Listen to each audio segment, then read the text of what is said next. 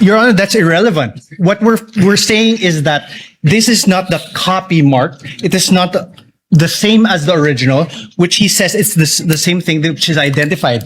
What he's saying is off tangent. What he identified earlier, which is the marked copy, which is the copy marked during pretrial, is not the same document as they are passing on as an original. Your Honor, this is the Counsel issue for here. A photocopy is now considered as an original. this one of the documents pre-marked. Yes, Your Honor, please. For the record, can you state the pre-marking of this document just so that we can catch up? Much obliged, Your Honor, please. That would be P dash Roman numeral 4 dash 7 for the prosecution, Your Honor, please. Noted. Your Honor, may I manifest for the record that this is not a certified true copy. Oh, Noted. Your Honor, can I respond to that, Your Honor, please? This is an electronic copy. The rules on electronic evidence says a printed version of electronic copy is an original. Your Honor, please. Your Honor, Counsel for the prosecutor, counsel for respondent did not object. He just simply made an observation regarding the document. So you may proceed as And soon I as think the this is the document is proper time returned now. to the witness. Thank you so much, Your Honor, please. What relation of may certified true copy. Mr. Witness, are we ready? What relation, if any, does this document have with the printout of the screenshot that you mentioned? This is the copy of the printout that was submitted to the Committee on Justice, sir.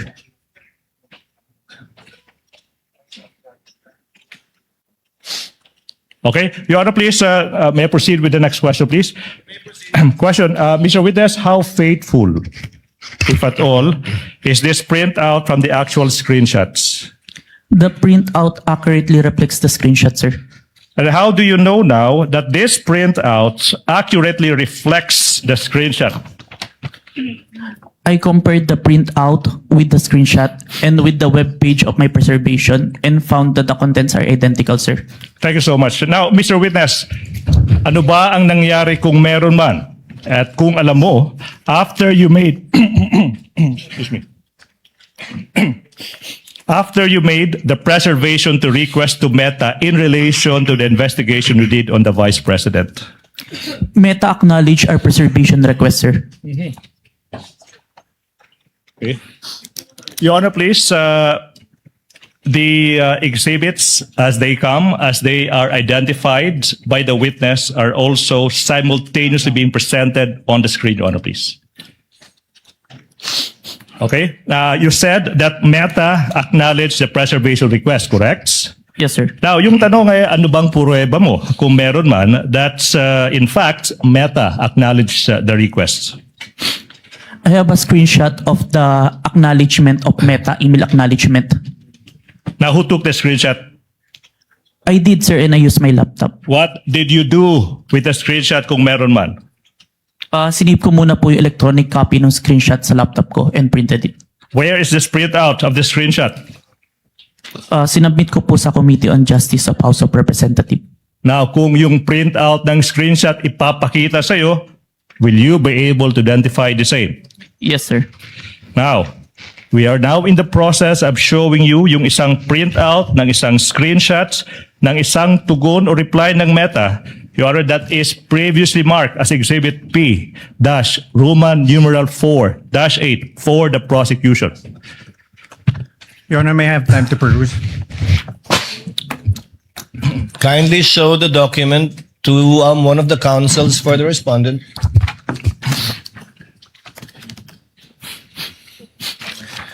Your Honor, we note that the Exhibit P-I-IU-8 is not an original or certified true copy, and we object to the introduction of this and the identification of this. What does counsel for the prosecution say? Again, I reiterate, if it is a printout of an electronic document, the rules are clear, that is an original, Your Honor. Your Honor, if you look at it, there's on the bottom left-hand portion, there is a mark certified true copy. This certified true copy would not have appeared in any correspondence with no reply at records.facebook.com. So it is not a printout. It's not an original. Would not reflect what accurately was printed out or appeared on the screen. 2 What does points. counsel for the prosecutor say? 2 points, Your Honor, please. Settled now, 2019, assuming that the counsel is correct. Photocopy now is considered as an original, Your Honor, please. And number 2, Your Honor, please.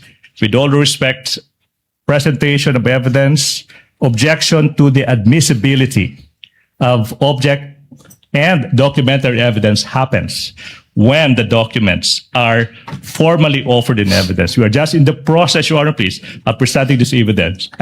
So therefore, the defense may object thereto when we formally offer the exhibit, Your Honor, please, and that's not happening yet. Your Honor, As a last point, counsel for respondent, Thank you, before Your the chair makes a ruling. Your Honor, true that photocopies are now considered originals. However, the photocopy must be an accurate and exact reproduction of that original or that printout. This, Your Honor, may I read it for the record? In the bottom left-hand copy, it says certified true copy, NBI-cybercrime, signed Safira T, date 4/10/26. Is counsel for the prosecution telling us now that this marking came from Meta, the email of Meta, of Facebook? Again, Kindly respond, counsel, before the chair makes a ruling. I'm interested to hear your response as well. I'm so sorry. Could you repeat the question, please? It was rhetorical, Your Honor. He need not answer. He was basically questioning the fact that if it indeed came from Meta and is a computer printout, why the need for someone to certify it as a true copy? I do recall, Your Honor, please, that was submitted to the Committee on Justice. Along the way, there was a need to certify that, Your Honor, please. But be that as it may, certification of a printout of an electronic document is not even necessary, Your Honor, please. The objection of the counsel for respondent is overruled. With the counsel may proceed. Thank you so much, He Your Honor, may please. raise his objection at the proper time when formal offer is made of documentary evidence, and any correction may be made thereafter, or rather before that, by the counsel for the prosecutors. All right. Please proceed. Thank you so much. Mr. Witness, you mentioned that Meta, you said, acknowledged the preservation requests. Sorry,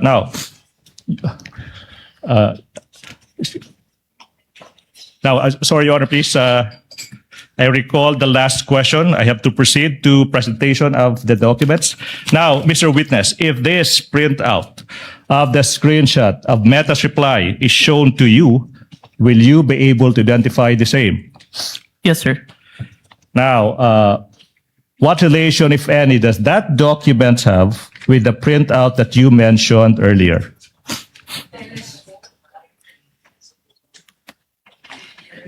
This is the printout that I submitted, sir. Now, Mr. Witness, Your Honor, please, again, as previously manifested, the documents identified by the witness has been previously marked as Exhibit P-4-8 for the prosecution. Okay, how faithful, if at all, is this printout from the actual screenshot? The printout accurately reflects the screenshot, sir. And how do you know that this printout accurately reflects the screenshot? I compared the screenshot with the printout and the email confirmation of Meta and found that the contents are identical, sir. Okay. Now, Mr. Witness, you mentioned that Meta quotes acknowledged, unquote, the preservation requests. Now, based on your experience, and if you know, ano ba ang ibig sabihin kung yung Meta nag-a-acknowledge ng isang preservation requests? Objection, Your Honor. He would be incompetent to say that. Your Honor, please. Counsel for the prosecution, what do you say? Your Honor, please. This is an NBI agent that has been practicing digital forensics for 2 years, appearing in court for 30 times, and underwent training for 2 weeks. No other person in this room is more competent to answer the question than this witness. Let the witness answer. Your Honor. Nevertheless, Your Honor, he's incompetent. He is not from Meta. He doesn't know Meta procedures. The mere fact that he's an NBA agent doesn't make him competent. Can I reply to that, Your Honor, please? Overruled, chair will allow it. If the witness knows, he may reply. If he does not know, he should so admit also. Witness may answer. It means that Meta have taken necessary action to preserve the evidence, sir, and assign a case number on it. So took reasonable steps to preserve and assigned a case number. Now, yung question now is, after receiving this acknowledgement from Meta, ano ba yung ginawa mo kung meron man, in relation to the investigation you conducted on the statements of the Vice President? I further preserve the video and authenticate the same, sir. All right, so you said you... With the permission of the counsel for the prosecutors, Mr. Witness, what do you mean by Meta assigned a case number to it? What does that exactly mean? It means that yun po, they have taken reasonable action. Yung case number po is for monitoring namin kasi multiple multiple requests po from different investigation. Yung case number na yun for specific request po. So pag may request kayo sa Metang i-preserve ang isang digital footprint o data, lalagyan nila ng case number. Yes po. Lahat ngayon na magre-request na i-preserve yon, ilalagay sa ilalim ng case number na yan yung mga request. Hindi po. Per request po yung case number. So each request will have a separate case number from Meta. Yes, Your Honor. And the case number for this one would be what? 911615 for Your Honor. Saan po nakasulat yon? Your case number is nasa upper part po, Your Honor. 911654? Yes, Your Honor. You may proceed, counsel. Thank you. Thank you so much. Mr. Witness, you said that you proceeded to further preserve and authenticate the subject video. Now, let's go to that proceeded to further evidence. What does it entail, if any, and if you know? It means that I further preserve it using a screen recording, open source broadcast software studio, OBS. I screen record what appears on my screen, the video, the online live stream November 23, 2024, from beginning to end, including its URL. Okay, now, what about authenticating the video? Ano bang ibig sabihin yan kung alam mo? After screen recording, there's an output video. I compared the output video with the November 23, 2024 video and ensured that the contents are identical. After ensuring that the contents are identical, I now generated a hash value calculation on the video to ensure that the video won't be tampered until presented in court, sir. Mr. Witness, ano ba yung pruweba mo kung meron man that you authenticated the subject video? I have executed an affidavit of authentication of digital evidence dated January 30, 2025, sir. Okay, now, kung yung affidavit of authentication of digital evidence dated January 30, 2025, ipapakita sa iyo, will you be able to identify the same? Yes, sir. Now, in the process, or the prosecution is in the process of confronting the witness with a document that is previously marked as Exhibit P-Roman numeral 4-9 and series, constituting of 29 pages, including the attachments. Your Honor, please, the defense is invited to peruse the documents. Okay. Pirma.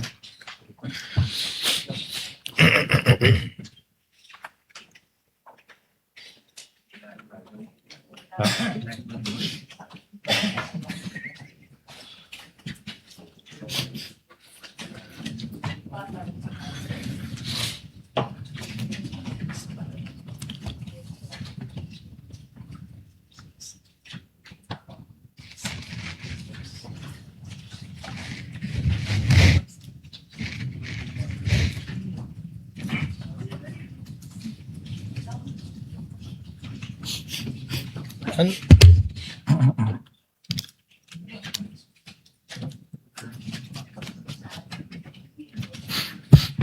yan naka.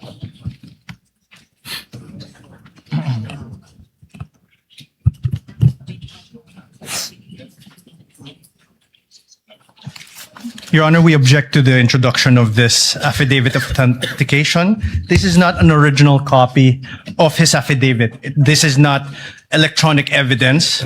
And if you look at the affidavit, even the appendages, which supposedly consist of USBs and CD, there's no USB, there's no CD, and even the signatures are not wet signatures, Your Honor. What If is I may, counsel for the Your Honor, prosecution please, say? we will not comment to that, subject to the proper response to that when the time comes in the formal offer of exhibit, Your Honor, please. Your Honor, The objection of the counsel for respondent is noted as to the admissibility of the offered document. However, as correctly pointed out by counsel for the prosecution, the proper time to object to the same and for the court to rule on it would be during formal offer, once the prosecution has already rested its case. So ordered. Thank you so much, Your Honor, please. Mr. Witness, what relation, if any, does that document have with the affidavit that you mentioned?